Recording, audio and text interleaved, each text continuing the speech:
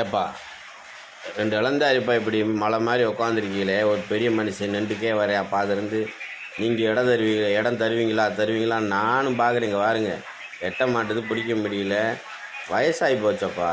ஏப்பா இளந்தாரி பிள்ளைய பெரியவங்களுக்கு இடம் கொடுக்கலாம்ல?